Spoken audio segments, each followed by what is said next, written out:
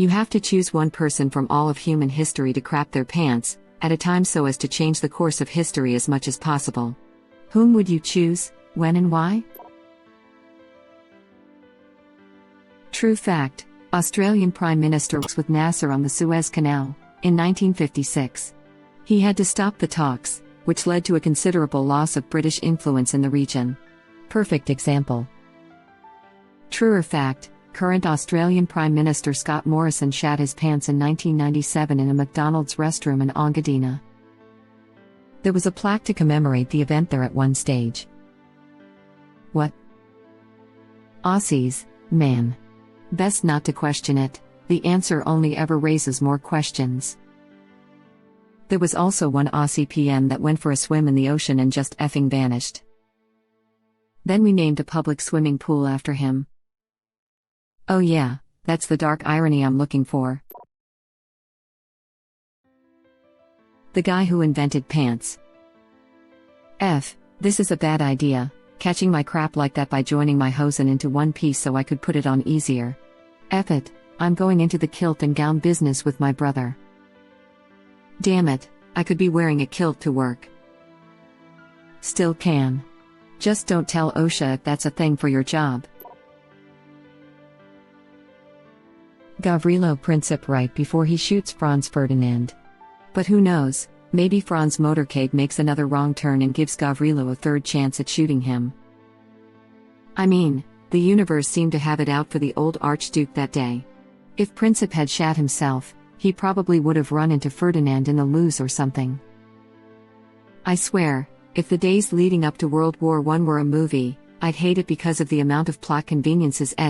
Many of the events are told extra dramatically for effect, but as far as I can tell, they are accurate, though it does focus more on the actions and interactions of people more than events themselves. It left me with genuine chills of just how close we were avoiding the Great War, as we know it.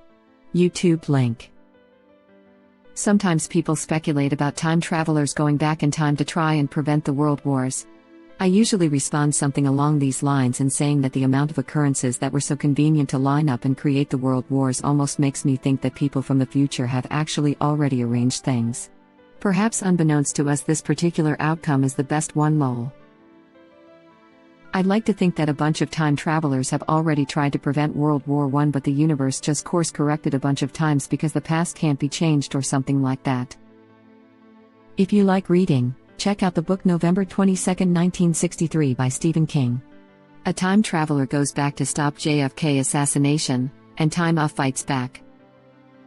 That's the thing, if backwards time travel does exist, you probably wouldn't actually be able to change anything. I think more accurately, if backwards time travel exists, it doesn't in your past. And by what I mean by that is when something is changed via time travel, a new timeline is created different than your own, and so it didn't happen in your own past and changed nothing. In the new timeline, crap happened as it always did. I don't think that war was ever going to be stopped. At best, it would have been postponed. The tensions that led to World War I were simmering for decades before finally boiling over. Fact is effing weirder than fiction. I was thinking the opposite. Franz craps himself and doesn't leave the house palace that day. That was my thought as well. It wouldn't have mattered.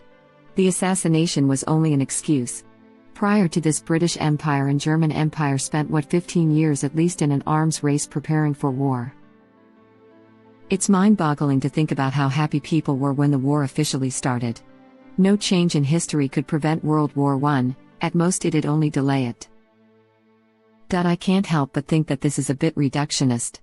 They were absolutely on a collision course, but if the Japanese didn't beat the Russians in 1907, then there would have been zero chance that the UK and Russia would have been on the same side of anything. They'd been sizing each other up over competing territorial claims in Asia for decades. France had been a pariah diplomatically for much of the preceding century. They didn't get any help in the Franco-Prussian War because literally everyone hated them. It was only when Russia really needed a friend that they reached out to France, and suddenly France was seen as a way to counterweight Germany. It's entirely plausible that a German-UK-Japan alliance would have resulted if Russia was still seen as the big threat in the East. A string of allies to constrain the growing threat. Germany to the west, the UK's holding in India to the south, and Japan holding down the Pacific. When the Russians utterly collapsed by defeat abroad and revolution at home, the only real rising threat left was Germany. So, the UK decided to patch things up with France and Russia. It's very likely that World War I would have been a series of smaller conflicts, or that the geopolitics of the thing could have created a reshuffling of chairs to result in something way less destructive. But, the geopolitics, the personalities involved, would have ensured that any number of pretexts would have triggered mobilization, and once mobilization happened, then war was inevitable, because calling everyone up was so expensive and disruptive that they wouldn't be able to call everyone up for months after they disband, meaning that they'd get steamrolled when their neighbors see their guard down and decide to part them out like they had done with Poland. That wouldn't even be the most bizarre part of that day had he crap himself there, considering the comical failure preceding it. Marilyn Monroe during her blow event photo. It would be equally as iconic. Yeah, but for very different reasons. And a different assortment of fans. Oh no. Oh, yes. Crap hit the fan. Abraham Lincoln craps his pants 10 seconds before being assassinated, causing him to turn around to go change and thwarting John Wilkes Booth. Give me 6 hours to chop down a tree and I will spend the first 4 crafting myself. I immediately heard that in his "there will be blood" voice, magical. Better yet, John Wilkes Booth craps his pants so loudly it causes Abe to turn around. Sounds like someone just made an "in my pantsipation" proclamation. Original poster replies. I second this, but mainly because I'd really like to see Daniel Day-Lewis act out a dramatic pant crafting scene. I'd really like to see Daniel Day-Lewis act out a dramatic pant crafting scene. Knowing full well that it would probably be the final one of dozens of previous pant craps, to ensure the method. Day-Lewis, during the filming of Abe, is on a strict diet of prunes, apples, and baby laxatives. The costume department resigns over crafty working conditions. Look what they've done to my pants. I'm finished. I'd go for Henry Rathbone, a military captain that sat next to Lincoln. Lincoln turning would do nothing unless he's secretly a ninja or vampire hunter. But Rathbone acting a little sooner might have done something. As it stands, he only turned at the shot and failed to apprehend Booth, who stabbed him. Why not choose John Wilkes Booth the moment he was about to pull the trigger? Can I choose the style of pants crafting? He was pretty determined. You may need a real great cramper to really thwart him, and otherwise you'll get a Booth that gets caught, but still a dead Lincoln. Lincoln was tall and an amateur wrestler in his youth. Could he punch a bullet midair? You can't? Imagine finding out that you're the only one who can't catch a bullet barehanded through a Reddit comment. Awkward. A house divided against itself cannot stand crap. 10 seconds isn't long enough, he'd still be frozen figuring out what to do next. He'd still die just with a load in his drawers. Funny, I was going to suggest that LHA crap his pants when he tried to take his shots, saving JFK. LHA? Lee Harvey Oswald? Plot twist, Lee Harvey Oswald craps his pants moments before the assassination, but it still goes ahead unchanged. I see what you did there. The more important question is who shat their pants in the past, which has changed history the most significantly to get us to where we are now. Edit/userscredit. Which of these lucky top-level answers won an original poster granted their wish? And even though it wasn't a person, I have to say I like /user Mr_Martyrs of that pangolin that was caged above the bat. Talk about butterfly effect. The Black Plague killed a lot more people, but that sounded like it was caused by multiple different independent cases, whereas COVID appeared to be able to get narrowed down to one source. Maybe some epidemiologists out there could chime in on the matter. Web link. Reddit link. Not shat their pants, precisely, but Napoleon lost the Battle of Waterloo because of hemorrhoids, supposedly. His hemorrhoids were bothering him, so he delayed riding to battle, giving his enemies time to recoup, and lost the battle as a result. I don't know if we can say definitively that his hemorrhoids caused it, but the French had the advantage the morning of June 18, and were defeated that evening. Edit. It was pointed out that the French did not have as great an advantage as I remembered, and that the hemorrhoids didn't delay the battle, simply prevented Napoleon from riding his horse and commanding the battle. If you're interested in learning more about it and other similar stuff, I read it in Napoleon's Hemorrhoids, and Other Small Events That Changed History, by Phil Mason. Napoleon lost the Battle of Waterloo. Because of his Waterloo? Someone actually tried to assassinate Napoleon by planting explosives in his fancy linoleum-floored bathroom, but the explosives malfunctioned, and instead of getting Napoleon Bonaparte, they just got his linoleum blown apart. Citation needed. He split his forces with Grouchy after the Battle of Ligny, ordered him to chase von Blücher to ensure he did not link up with Wellington. The biggest problem was the rain had completely bogged down the battlefield overnight, delaying the core of the Grand Battery from deploying, and his quicker cavalry guns, with one battery being ambushed by Jaggers before the bombardment. This is why the attack was delayed, to allow the ground to dry, so then his line infantry and cavalry would be able to maneuver, but the threat of the Prussians and British joining grew, which prompted him to make some irrational decisions, like Ney's misjudged charge, or the amount of troops he poured into the hegemon, but hemorrhoids was definitely not a factor when it came to Waterloo. Merde. For the Waterloo pun. That pangolin that was caged above the bat.